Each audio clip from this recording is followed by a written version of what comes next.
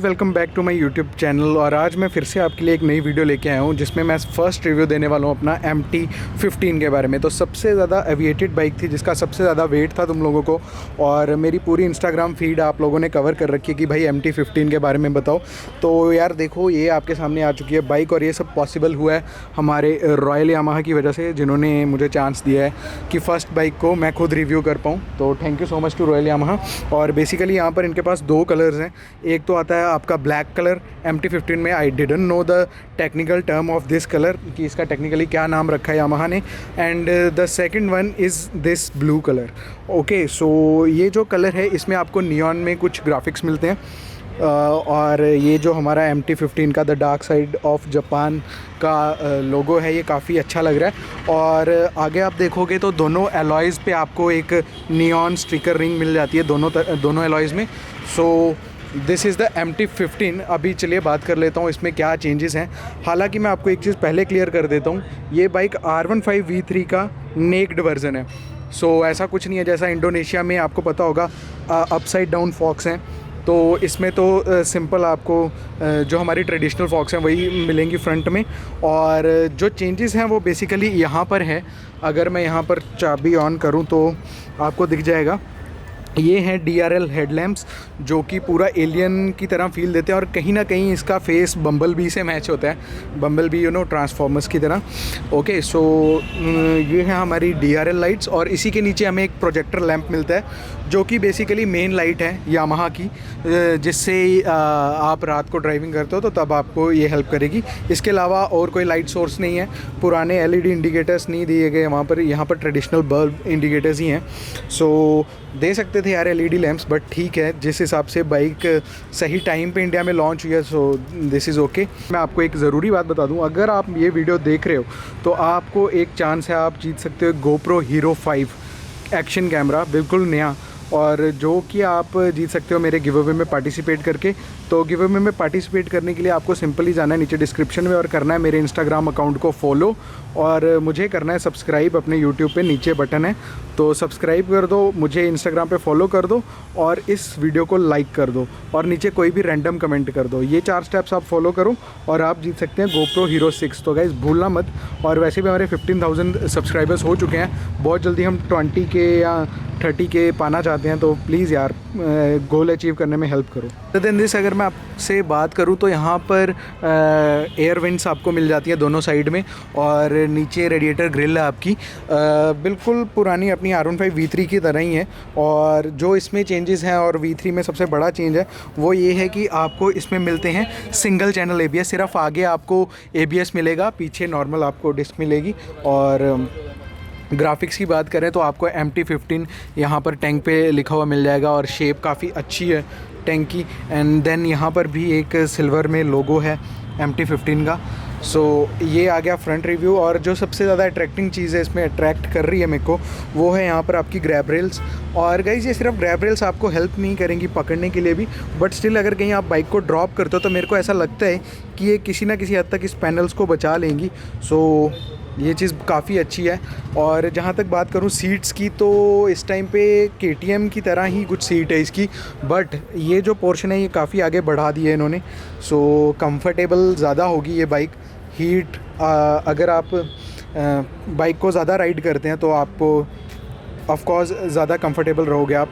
And then बात करते हैं, यहाँ पर स्टिल आपको एंटी स्लिप एक ये स्ट्रैप मिल जाएगी। और कुछ लोगों का कहना है कि ठीक है, ये बाइक टर्न वगैरह करने के लिए होती है जब आप स्टैंड पे होते हो। सो दैट्स इट। और अब बात करते हैं टेल लाइट की।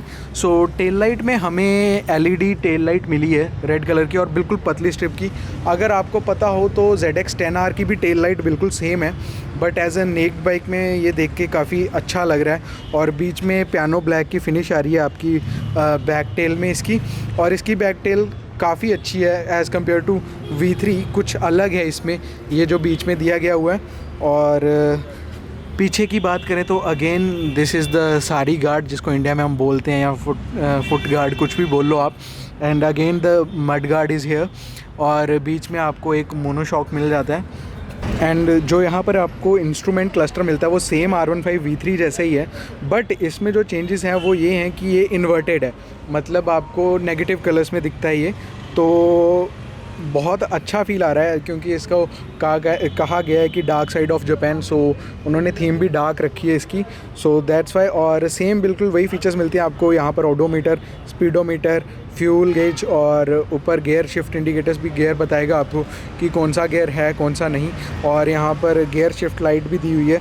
तो सेम बिल्कुल V3 जैसा है, बट एक चेंज जो मुझे दिखा इस बाइक में पर्सनली वो ये है कि ये मास्टर सिलेंडर काफ़ी बड़ा है। जो पुराने आपको पता होगा V3 आए थे उनका मास्टर सिलेंडर इतना बड़ा नहीं था, बट अब इसमें बड़ा किया गया क्योंकि ऑफ कोर्स ABS है और फ्रंट सिंगल चैनल ABS है, सो दैट्स वाई इसमें ये चीज़ दी गई है। एंड गाइज इसकी की जो आपकी लगती है वो की लगती है टैंक के पास बिल्कुल, मतलब यहाँ पर कोई इसका की लगाने के लिए जगह नहीं है, ये आपकी लगेगी टैंक के पास, तो काफ़ी अच्छी लगती है ये चीज़। अभी मैं आपको सुनाऊंगा इसका वॉइस नोट, तो चलिए करते हैं इसको बूट।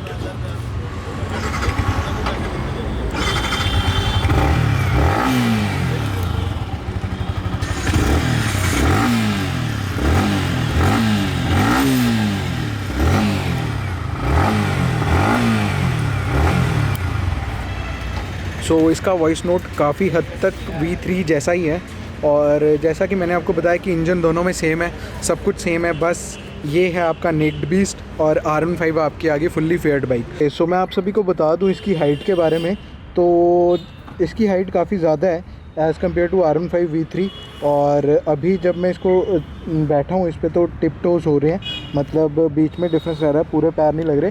तो एक चीज़ सजेस्ट करूँगा, जो छोटी हाइट वाले लोग हैं वो एक बार टेस्ट राइड करके ही बाइक लें, बिकॉज़ हो सकता है बाद में आपको प्रॉब्लम्स हों। तो मेरी हाइट जो है वो है 5'9", और स्टिल मेरे पाँव पूरी तरीके से दोनों पाँव नहीं लग रहे, so this is the thing. और इसके अलावा आपको जो सीट है वो काफ़ी ज़्यादा कंफर्टेबल है, so this is the thing.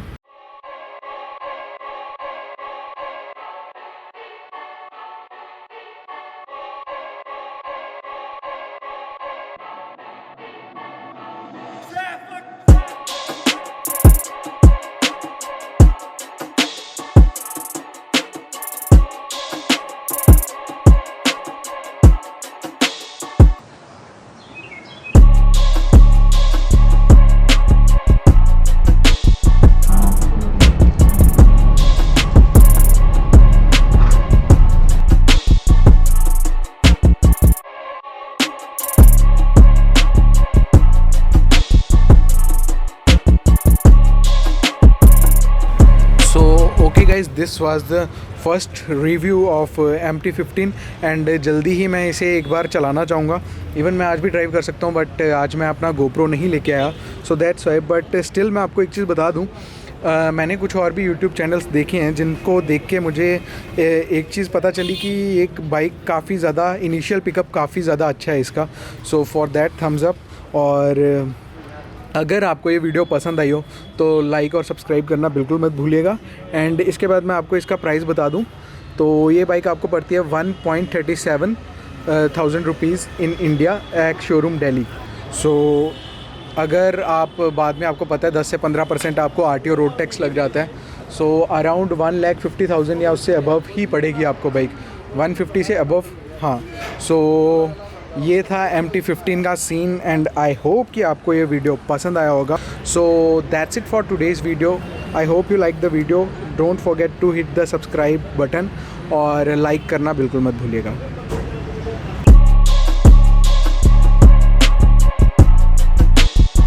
तो हमारे भैया यहाँ पर, अभी मैं इनकी पर्सनल एक चीज़ पे राय लेना चाहूँगा। भैया एक बात बताओ, R15 V3 लेना ठीक है या MT-15? आपके हिसाब से क्या कहना है? सर अगर टूरिंग के लिए चाहिए तो फिर ये बेस्ट है। मतलब टूरिंग के लिए MT-15 देखा जाए तो ठीक है, और अगर आपको मतलब एग्रेसिव राइड चाहिए तो फिर अपना V3। जी जी। हाँ, सो भैया आपका नाम क्या है? शाहिद। ओके, भैया का नाम है शाहिद, और ये आपको रॉयल यामाहा में मिल जाएंगे। जब भी आओ भैया से ज़रूर मिलना, और बहुत नाइस है भैया।